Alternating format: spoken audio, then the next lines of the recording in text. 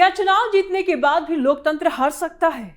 क्या मतदाता सूची की एक प्रक्रिया पूरे सियासी नक्शे को पलट सकती है? और क्या यही वो वजह है जिसे आज उत्तर प्रदेश से लेकर बिहार और बंगाल तक विपक्ष एक सुर में सवाल पूछ रहा है कि आखिर एसआईआर किसके लिए और किसके खिलाफ? नमस्कार, मैं हूं निश्चित दुबे, आप देख रहे हैं कैपिटल टीवी। चुनाव जीतने के बाद भी खतरे में है अखिलेश। भारत का चुनावी इतिहास बताता है कि सत्ता परिवर्तन सिर्फ वोट से होता है, लेकिन वोट अगर सूची से ही गायब हो जाए तो क्या बचेगा? स्पेशल इंटेंसिव रिवीजन यानी कि एसआईआर को तकनीकी प्रक्रिया बताया जाता है, लेकिन 2024 के लोकसभा चुनाव के बाद उत्तर प्रदेश में सामने आए आंकड़े इसे सिर्फ टेक्निकल मामला नहीं रहने देते।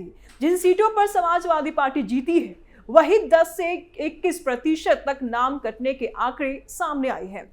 एसआईआर की प्रक्रिया को लेकर समाजवादी पार्टी लगातार सवाल खड़े करती रही है और अब ऐसे में जब ड्राफ्ट सामने आते हैं तो सवाल उठता है कि 2024 के लोकसभा चुनाव में जिन सीटों पर समाजवादी पार्टी जीती थी वहां कितने प्रतिशत वोट कटे हैं? जिन सीटों पर 2024 में लोकसभा चुनाव समाजवादी पार्टी जीती थी वहां एसआईआर का क्या असर पड़ा है और कितना पड़ा है? चलिए यूपी के पश्चिम से अगर बात शुरू करें तो देखते हैं इकरा हसन की सीट कैराना सीट पर 16% वोटर्स कटे हैं। रुचि वीरा की सीट मुरादाबाद में 15.76% नाम कटे हैं। रामपुर में 18.2% वोट कटे हैं और वर्ग परिवार की सीट संभल में तकरीबन 20% तक वोट कटे हैं। मुलायम परिवार के अक्षय प्रताप की फिरोजाबाद में तकरीबन 18% तक वोट कटे हैं। डिंपल यादव की मैनपुरी सीट में तकरीबन 16% वोट कटे हैं। एटा में तकरीबन 16.80 यानी कि आप 17 मानकर चल सकते हैं वोट कटे हैं। आदित्य यादव की बदायूं में तकरीबन 20.39% वोट कटे हैं। धौरहरा में तकरीबन 17.50 वोट कटे हैं। इटावा से अगर बात कर ले तो 18.15% वोट कटे हैं और सबसे ज्यादा अखिलेश यादव की कनौज में तकरीबन 21.57% वोट कटे हैं। प्रतापगढ़ से कौशांबी तक का भी अगर बात कर ले तो यही हाल है। पूर्वांचल में सबसे ज्यादा कबीर नगर में 19.96% नाम कटे हैं। सवाल उठता है कि अगर यही कटौती चुनाव से पहले होती तो क्या नतीजे यही रहते? यही वो पॉइंट है जहां अखिलेश यादव माथा पीटते नजर आ रहे हैं और यही वो पॉइंट है जहां इंडिया गठबंधन इसे लोकतंत्र के भविष्य से जोड़ रहा है और बार बार कह रहा है कि लोकतंत्र खतरे में है, लोकतंत्र खतरे में है, लोकतंत्र खतरे में है। 2027 में इंडिया गठबंधन की जमानत जब्त। चलिए जान लेते हैं कि इस एसआईआर का विधानसभा चुनाव 2027 में इंडिया गठबंधन पर क्या असर पड़ेगा।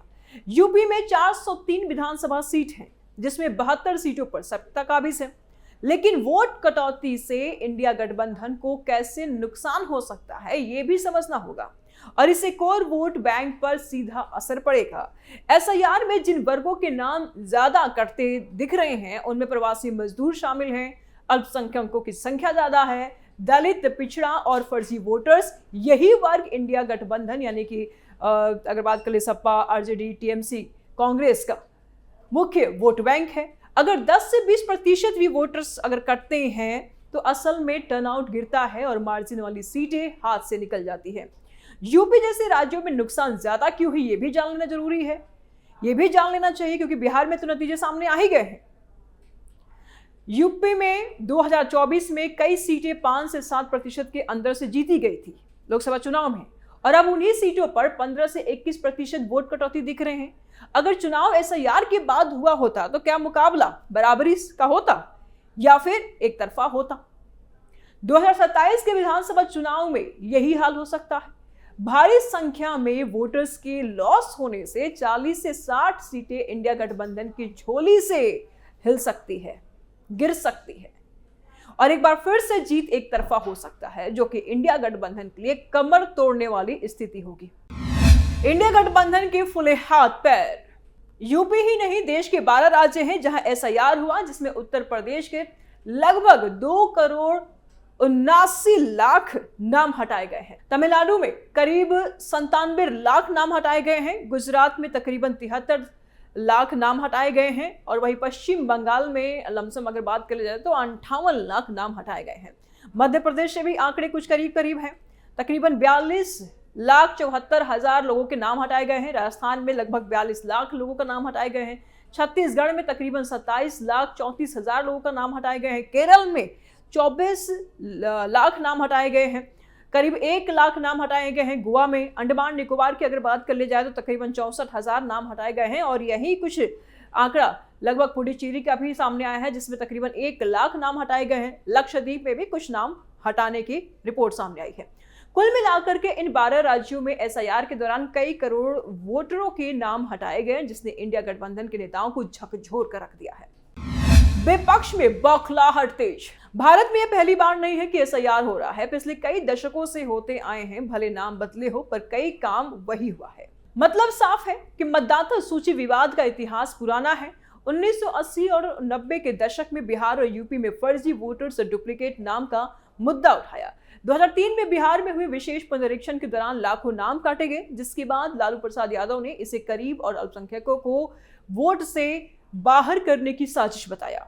पश्चिम बंगाल में 2019 के बाद टीएमसी ने बार बार आरोप लगाया कि बाहरी राज्य के वोटरों को जोड़ने और स्थानीय नाम काटने की कोशिश हुई, लेकिन जब बंगाल में एसआईआर होने लगा 2025 में, तो ममता बनर्जी के पेट में दर्द शुरू हो गया। एसआईआर में गड़बड़ी की बयान देने लगी, ये जांच करवाने लगी। यानी इतिहास गवाह है कि मतदाता सूची की प्रक्रिया जब भी तेज हुई है, राजनीति गरमाई है। वोट नहीं तो चुनाव कैसा? उत्तर प्रदेश में 2024 के लोकसभा चुनाव ने सियासी संतुलन बदला। समाजवादी पार्टी ने कई अहम सीटें जीती, लेकिन अब एसआईआर के ड्राफ्ट आंकड़े बता रहे हैं कि उन्हीं सीटों पर भारी वोट कटौती हुई है। कन्नौज, संभल, बदायूं, संत कबीर नगर, प्रतापगढ़ ये सिर्फ सीटें नहीं बल्कि जाति और सामाजिक समीकरणों की पहचान है। यहाँ कटने वाले नाम सिर्फ आंकड़े नहीं है, बल्कि वो मतदाता हैं जिनमें घुसपैठ, फर्जी वोटर्स, प्रवासी मजदूर, अल्पसंख्यक, दलित और गरीब तबका और वह वोटर्स जो शायद इस दुनिया में भी नहीं हो लेकिन कागजों पर जिंदा हो, और बड़ी संख्या में ऐसे वोटर शामिल माने जा रहे हैं। यही वजह है कि सपा इसे चुनावी गणित बदलने की तैयारी कह रही है। बयानवीर है अखिलेश यादव। अखिलेश यादव इससे पहले भी कई बार चुनाव आयोग और मतदाता सूची पर सवाल उठा चुके हैं। 2022 के विधानसभा चुनाव के बाद उन्होंने कहा था कि ईवीएम और वोटर लिस्ट दोनों पर भरोसा तभी होगा जब पारदर्शिता होगी। 2019 में उन्होंने ये बयान दिया था कि बीजेपी हार का सामना नहीं कर सकती, इसलिए सिस्टम को मैनेज करती है, और उस वक्त बीजेपी ने इसे लोकतांत्रिक संस्थाओं पर हमला बताया था। अब एसआईआर के आंकड़े जब सामने आए हैं तो उसके बाद अखिलेश का रुख और तीखा हो गया है। उनका कहना है कि यह सिर्फ प्रशासनिक प्रक्रिया नहीं है बल्कि राजनीतिक औजार है जिसे बीजेपी यूज कर रही है। यूपी से बंगाल तक एकजुट है विपक्ष। बिहार में चुनाव हाल ही में हुए। एसआईआर और वोट चोरी के खिलाफ राहुल और तेजस्वी ने बिहार में तो रैलियां भी निकाली, जिस पर गिरिराज सिंह ने कहा था कि उसके पास वोट ही नहीं है तो चोरी कौन करेगा। जिसके बाद चुनाव हुए और विपक्ष को धड़ाम से गिरना पड़ा। लेकिन जिस तरह से वोटर्स के नाम कट रहे हैं, उससे तेजस्वी इससे भविष्य की चेतावनी मान रहे हैं। क्या ममता बनर्जी है खतरे में? पश्चिम बंगाल में ममता बनर्जी के माथे पर डर और चिंता की लकीरें साफ नजर आ रही है। लगातार एसआईआर में गड़बड़ी के आरोप लग रहे हैं। हालांकि उनका डर समझ में आता है, क्योंकि उनके मेन वोटर्स को ही एसआईआर की प्रक्रिया में फिल्टर किया गया, जो ज्यादातर घुसपैठ थे और अल्पसंख्यक थे, जिनके बल पर ममता बनर्जी जीत रही हैं। ममता बनर्जी ने 2019 और 21 के बीच कई बार चुनाव आयोग पर सवाल उठाए। उन्होंने आरोप लगाया कि हरियाणा, यूपी और राजस्थान के वोटर बंगाल में जोड़े जा रहे हैं। ममता ने वोटर लिस्ट को लेकर के धरना तक दिया था और कहा था कि यह एनआरसी का सॉफ्ट वर्जन है। अब जब यूपी में वोट कटौती का मुद्दा उठता है तो टीएमसी के पेट में भी दर्द होता है। टीएमसी कहती है कि जो बंगाल में हुआ वह मॉडल अब अन्य राज्यों में लागू किया जा रहा है। मिले सुर मेरा तुम्हारा तो सुर बने हमारा। एसआईआर के विवाद पर एक पंक्ति याद आ रही है, मिले सुर मेरा तुम्हारा तो सुर बने हमारा। कांग्रेस, सपा, आरजेडी, टीएमसी सभी का सुर एक जैसा हो गया है। राहुल गांधी पहले भी कह चुके हैं कि लोकतंत्र सिर्फ वोट डालने से नहीं, वोट बचाने से चलता है।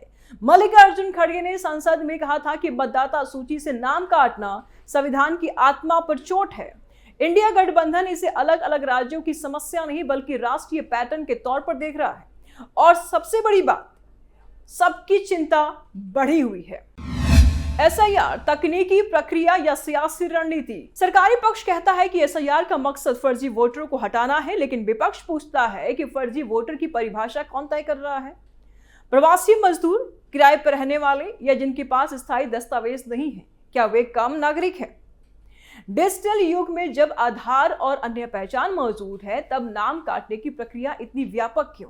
तो सत्ता पक्ष का कहना है कि एसआईआर फर्जी वोटरों से देश को बचा रही है। वहीं दूसरी तरफ 2026, 2027 के विधानसभा चुनाव और 2029 के लोकसभा चुनाव से पहले विपक्ष इसे बड़ा मुद्दा भी बना सकता है। जमीनी स्तर पर डर यह है कि कोर वोट बैंक कमजोर होगा, खासकर वो वर्ग जो पहले से ही सिस्टम से दूरी महसूस करता है, और वह हतोत्साहित भी हो सकता है। यह विपक्ष की बड़ी परेशानी का कारण भी बन रहा है, और यह विपक्ष बड़े अच्छे तरीके से समझ रही है कि अगर एसआईआर इसी तरह से चलता रहा तो इनकी परेशानी आने वाले दिनों में और ज्यादा बढ़ सकती है। जो यूपी के रिपोर्ट में आए हैं, जिसमें मतदाताओं के नाम कटे हैं, उन नेताओं की नींद उड़ाने के लिए काफी हैं, जिनकी यह संसदीय क्षेत्र है, जिनके विधायकी क्षेत्र है। अब चुनाव नजदीक है, देखने वाली बात यह हुई कि नतीजे क्या कुछ आएंगे, वोटर्स किसको वोट देंगे। फिलहाल इंडिया गठबंधन के नेताओं की चिंता बढ़ी हुई है। कैपिटल टीवी की स्पेशल स्टोरी में इतना ही। आगे की अपडेट के लिए देखते रहिए कैपिटल टीवी। नमस्कार।